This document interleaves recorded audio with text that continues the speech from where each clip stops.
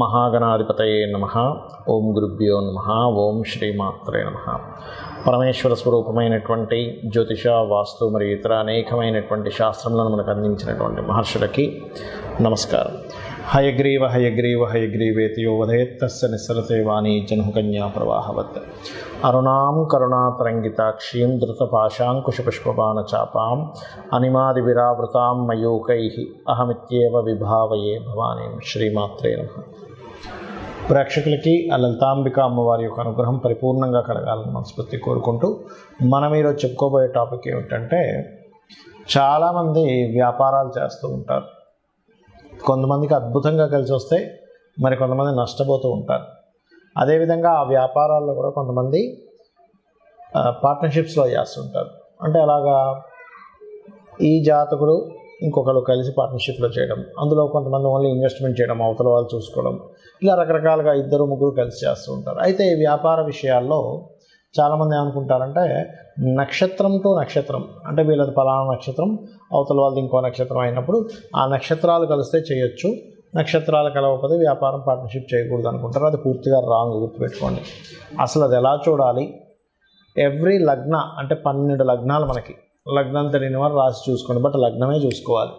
ప్రతి లగ్నానికి అసలు వ్యాపారం అభివృద్ధి అవ్వడానికి ఏం చేయాలి, ఒకవేళ పార్ట్నర్షిప్స్ చేస్తున్నాము కానీ పాడైపోయింది అన్నప్పుడు దానికి రెమెడీ ఏం చేసుకోవాలి, అసలు పార్ట్నర్షిప్ చేయడానికి మీ లగ్నరీత్యా సప్తమ స్థానాధిపతి ఎవరు చూడాలి, అదేవిధంగా మీరు ఏదైనా ఒక వ్యాపారం చేసుకోవాలంటే అసలు మీ జాతకంలో ఏం చూసుకోవాలనేటువంటి విషయాలు మనం ఇప్పుడు తెలుసుకుందాం.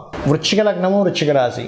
వృశ్చికం వారికి బిజినెస్ లైన్స్లోకి వెళ్ళడానికి వాళ్ళకు ఉన్నటువంటి శక్తి ఏమిటి? ఎందుకంటే ఎప్పుడు కూడా మనలో ఉన్నటువంటి స్ట్రెంగ్త్ ఏమిటి, మనలో ఉన్న వీక్నెస్ ఏమిటి తెలుసుకుంటేనే మనం దాని ద్వారా వెళ్ళగలుగుతాం. ఇక్కడ ఉండేటువంటి శక్తి ఏమిటంటే మొండితనం. నేను ఎలాగైనా సాధిస్తాను, ఏమైపోయినా సరే నేను ఇలా సక్సెస్ అవుతాను అనే గొప్ప పట్టుదల ఉంటుందండి వృశ్చికం వారికి.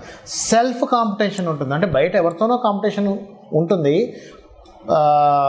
తోటి వ్యాపారస్తులతో. దాంతోపాటు మీకు ఉండేటువంటి కాంపిటీషన్ ఏమిటి అంటే, ఇక్కడ బాగా అర్థం చేసుకోండి, ఇక్కడ ఇది దేనికి బాగా సక్సెస్ అవుతుంది, దేనికి ద్వారా మీకు బాగా ఉంటుంది అంటే, ఇది పర్టికులర్గా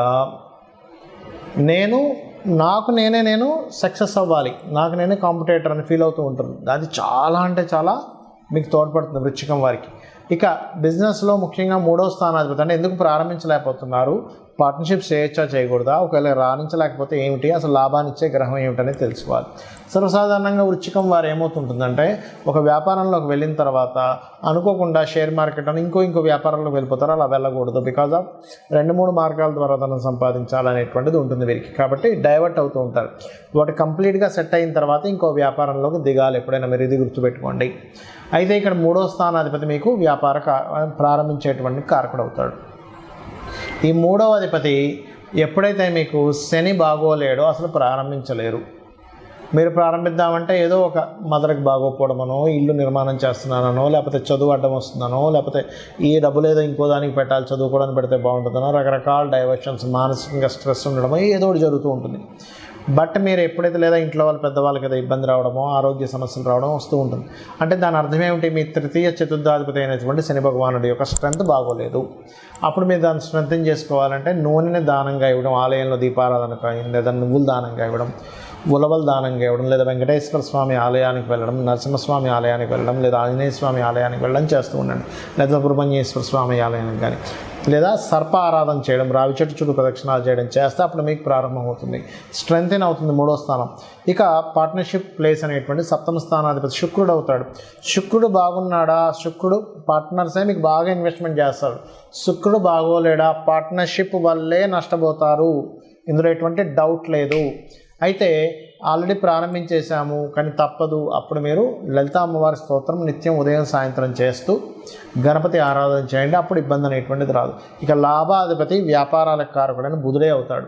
సో ఈ బుధుడు యొక్క స్థితి బాగుంది, ఆకస్మిక లాభాలు వస్తాయి, సడన్ హైక్ వెళ్తూ ఉంటారు. బుధుడు బాలేడు, పాడేయడు, సడన్ డౌన్ఫాల్ అయిపోతుంది, నడుస్తున్న వ్యాపారం సడన్గా అయిపోతుంది.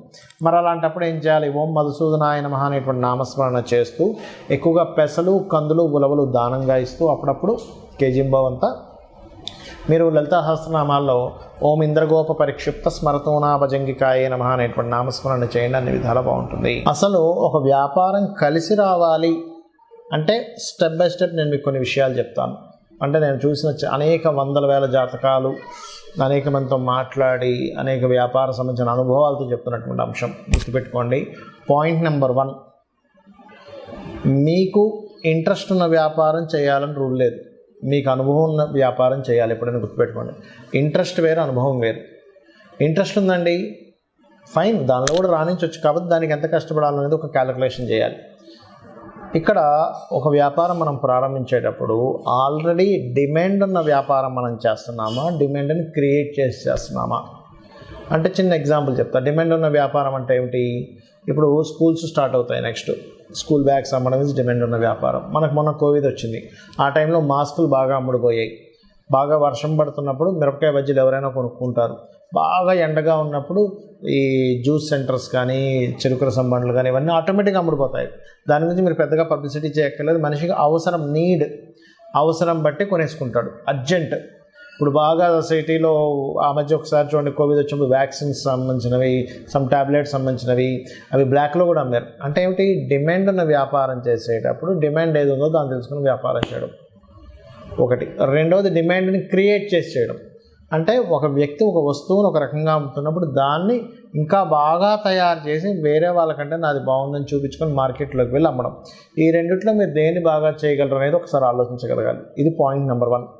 రెండవది, మీకు ధనం ఇచ్చేటువంటి కారకుడు నిజంగానే మీ జన్మజాతకంలో వ్యాపార యోగాలు ఉన్నాయా లేవా అనేది ఫస్ట్ చెక్ చేసుకోండి.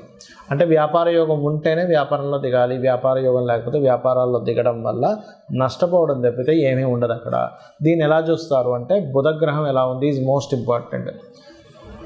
లాభాధిపతి ఎలా ఉన్నాడు, ధనాధిపతి ఎలా ఉన్నాడు. నిజంగానే బుధుడు రాసులకి లేదా ఈ యొక్క వ్యాపార కారకుడితో సంబంధం ఉందా, స్వేచ్ఛాయోగం ఉందా, అంటే శనికేతువులు ఎలా ఉన్నారు, శని రాహువులు ఎలా ఉన్నారు ఈజ్ మోస్ట్ ఇంపార్టెంట్. ఇక్కడ ఏదైనా ఒక వ్యాపారం సరే మీకు కలిసి వస్తున్న వ్యాపారం తెలిసింది, అందులో ఏంటి, అది సర్వీస్ ఓరియంటెడా ప్రోడక్ట్ ఓరియంటెడా తెలుసుకోవాలి. సర్వీస్ ఓరియంటెడ్ అయితే సర్వీసెస్ చేయడమే. అంటే లైక్ ఏదైనా ఇప్పుడు స్కూల్స్ ఉన్నాయి, సర్వీసెస్, అది ప్రోడక్ట్ కాదు. రియల్ ఎస్టేట్ సర్వీసెస్ అంటే మీరు మధ్యలో ఉండి మధ్యవర్తిగా ఎవరికైనా అమ్మిస్తున్నారు, కొనిపిస్తున్నారు, దట్ ఈజ్ సర్వీస్. అట్లా సర్వీసెస్ చేసేవి. డాక్టర్ ఉన్నాడు, సర్వీస్. ఆస్ట్రాలజర్ సర్వీస్, వాస్తు కన్సల్టెంట్ సర్వీస్, లేదా ఒక జాబ్స్ పెట్టించే కన్సల్టెన్సీ పెట్టుకుంటారు, అదొక సర్వీస్ అనమాట.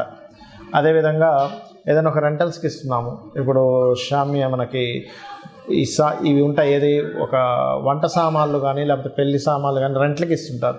నువ్వు ఎనీథింగ్ నువ్వు ఒక రెంట్కి ఇచ్చి మళ్ళీ ఆ రెంట్ మీద తీసుకునేది కూడా సర్వీసెస్ కిందకే వస్తాయి. అంటే నువ్వు అక్కడేమీ ప్రత్యేకంగా నువ్వేమీ అమ్మట్లేదు, నువ్వు ఒక సర్వీస్ చేస్తున్నావు. నీకు సర్వీస్ ఉందా, బిజినెస్, లేకపోతే ప్రోడక్ట్ ఉందా ఈజ్ మోస్ట్ ఇంపార్టెంట్. ఇవన్నీ ఒక ఎత్తు అయితే ఏ బిజినెస్ అయినా సరే దానికంటూ ఒక లెక్క ఉంటుంది. చాలామంది తెలియని విషయం ఏంటంటే, బిజినెస్ పెడతారు, నెల రోజులు చూస్తారు, 2 నెలలు చూస్తారు, అమ్మో మన వల్ల కాదు ఇది తీసేయాల్సిందే అని ఇమ్మీడియట్లీ తీసేస్తారు. ఒక మొక్క మనం నాటినప్పుడు, ఒక విత్తనం వేసినప్పుడు ఆ విత్తనం చిగురించి పైకి రావడానికి దానికి ఒక టైం పడుతుంది. అది మొక్క అవ్వడానికి కొంత టైం పడుతుంది. దాని రక్షణను ఇవ్వాలి, దానికి ప్రొటెక్ట్ చేయాలి. ఆ మొక్కని ఏ మేకలో అవి ఇవి తినేయకుండా, అది కొంచెం పెరగడానికి ఎరువులు వేయాలి. దానికి ఒక కొలమానం ఉంటుంది, 2-3 సంవత్సరాలు, 4 సంవత్సరాలు, 5 సంవత్సరాలు మనకు పండు వస్తుంది. ఆ క్యాలిక్యులేషన్ రిస్క్ తెలిసిన వాళ్ళు దాన్ని యాజ్ ఇట్ ఈజ్గా ఒక రైతుకు తెలుసు. అదే మనకు చిన్నపిల్లడు అనుకోండి, రోజు ఆ విత్తనం వేసిన దగ్గర తీసి ఇంకా మొక్క రావలేదు ఏంటని చూస్తూ ఉంటే అది మొక్కే రాదు. సో ఈ క్యాలిక్యులేషన్ ఫస్ట్ ఆఫ్ ఆల్ మీరు తెలుసుకోగలగాలి. ఇంకోటి, అనుభవం ఉన్న బిజినెస్లో ఎందుకు అన్నానంటే, అనుభవం ఏం చేస్తుందంటే, ఇప్పుడు చూడండి ఒక చిన్న ఎగ్జాంపుల్ చెప్తాను మీకు నేను. ఒక బిజినెస్ ఉంది. ఏమిటి ఆ బిజినెస్ అంటే, చిన్న ఎగ్జాంపుల్ మీకు ఏం చెప్తాను, ఒక జ్యూస్ బిజినెస్సే ఉందనుకుందాం, లేకపోతే ఒక పాల వ్యాపారమే ఉందనుకుందాం. ఒక వ్యక్తి పాల వ్యాపారం, ఇద్దరు ఫ్రెండ్స్ పాల వ్యాపారం ప్రారంభించారు. ఒక వ్యక్తి ఏమో లక్షలు సంపాదిస్తున్నాడు, ఇంకో వ్యక్తి ఏమో అప్పుల పాలయ్యాడు. అదేంటారు, నువ్వు ఒక 50 గేదెలు తీసుకొచ్చావు, నేను 50 గేదెలు తీసుకొచ్చాను, బట్ మన ఇద్దరం ఎందుకు సక్సెస్ ఏం ఫెయిల్ అయ్యాను తీసుకుంటే, ఇతనికి అనుభవం ఉంది. ఎలాంటి అనుభవం ఉంది? సక్సెస్ అయిన వ్యక్తికి ఒక గేదెని చూసినప్పుడు, ఒక ఆవుని చూసినప్పుడు ఆ దాంట్లో సెన్సిటివ్ తెలిసిపోయేది, ఇది జబ్బులో పడబోతుంది అని. అదొకటి. రెండవది, ఇక్కడ ఇతను ఓన్లీ పాలతోనే వ్యాపారం చేశాడు, కానీ మిగతా వచ్చేటువంటి వాటితో కూడా ఈయన వ్యాపారం చేశాడు. ఏంటి, ఆవులు కూడా పెంచుకొని ఆవు యొక్క గోమూత్రం అమ్మడం, ఆ పిడకల్ని కూడా అమ్మడం, దాని ఎరువులు దానికి మార్చుకోవడానికి, వీటికి కూడా వ్యాపారం చేశాడు. అంటే ఏమిటి, ఒక వ్యాపారాన్ని ఎలా చేయాలి, ఆయనకు లాస్ వస్తుంది, నాకు లాభం వస్తుంది, వాట్ ఈస్ ద రీజన్. ఇట్లాగే చాలామంది బిజినెస్లో కూడా ఏం చేస్తారు, వాళ్ళకి అవసరం లేకపోయినా స్టాఫ్ని ఎక్కువ మంది పెట్టుకుంటారు. ఆ స్టాఫ్ ఎక్కువ మంది పెట్టుకుని వాళ్ళకి శాలరీస్, ఫస్ట్లో ఎంత స్టాఫ్ కావాలి, నేను ఎంత స్టాఫ్ని రిక్రూట్ చేసుకుంటున్నాను అనేటువంటి స్ట్రాటజీస్ తెలియకపోతే కూడా లాస్ వస్తుంది. హెవీ రెంటల్స్ పెడతారు. సరే ఓకే, ఒక్కొక్క ఏరియాలో మంచి పాష్ ఏరియాస్లో హెవీ రెంటల్స్ ఉంటాయి, కానీ దాని తగ్గట్టుగా మనం ఎన్ని రోజులు భరించాలి, ఎన్ని రోజులు భరిస్తే దానికి ఎంత కష్టపడాలని ఒక స్ట్రాటజీ కనుక వేసుకోకపోతే మీరు బిజినెస్లో రాణించలేరు. ఫైనల్గా నేను చెప్పేది ఒకటే, ఎవరైనా బిజినెస్లో రాణించాలి, బాగా లాస్లో ఉన్నామన్నప్పుడు అమ్మవారి మంత్రం ఒకటి ఉంటుంది, అది చెప్తాను ఫైనల్గా. ఏంటది అంటే, ఓం ఇంద్రగోప పరిక్షిప్త స్మరతూనా భజంగికాయే నమః అనేటువంటి నామం కనుక రోజు 40 నిమిషాలు చేసుకున్నట్లయితే ఖచ్చితంగా బిజినెస్లో సక్సెస్ అవుతారు. శ్రీమాత్రే నమః.